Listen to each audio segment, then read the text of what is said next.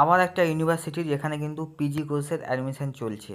তো সেই ইউনিভার্সিটির নাম হচ্ছে কুচবিহার পঞ্চানন বর্মা ইউনিভার্সিটি, ঠিক আছে। তো এখানেও কিন্তু পিজি কোর্সের অ্যাডমিশন চলছে এবং এই ইউনিভার্সিটিটা কিন্তু কোচবিহারে অবস্থিত। তো প্রথমেই জেনে নেই যে অ্যাডমিশন ডেট কবে।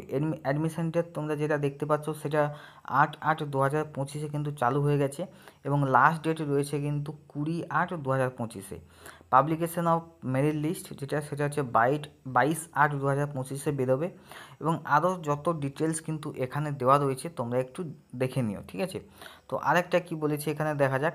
আরেকটা বলেছে যে এখানে যারা হোম ইউনিভার্সিটিতে পড়াশোনা করেছো তাদের জন্য কিন্তু 80% সিট বুকিং থাকবে এবং যারা বাইরের থেকে ওই ইউনিভার্সিটির বাইরে যারা অন্য ইউনিভার্সিটি থেকে পড়েছো তাদের জন্য কিন্তু 20% সিট, অর্থাৎ 100 জনে 80টা তাদের হোম ইউনিভার্সিটি থেকে ভর্তি নেবে এবং 100 জনের 20 জন আদার্স ইউনিভার্সিটি থেকে কিন্তু ভর্তি হবে।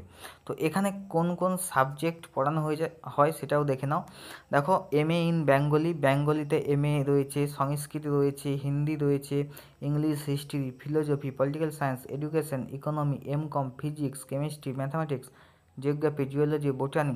এছাড়াও লর উপর এলএলএম করানো হয়ে থাকে। একটা হচ্ছে কর্পোরেট অ্যান্ড কমার্শিয়াল ল, আর একটা human rights and duties education. এই দুটোর উপর কিন্তু এলএলএম করানো হয়ে থাকে।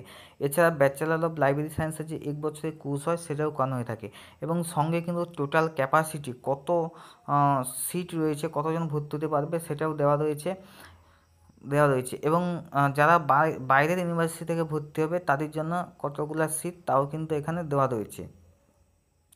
এছাড়াও যে কোর্সগুলো করানো হয়ে থাকে সেটা দেখো, self finance evening course main campus, অর্থাৎ ইভিনিং কোর্স এগুলো এবং মেন ক্যাম্পাসে এগুলো করানো হয়।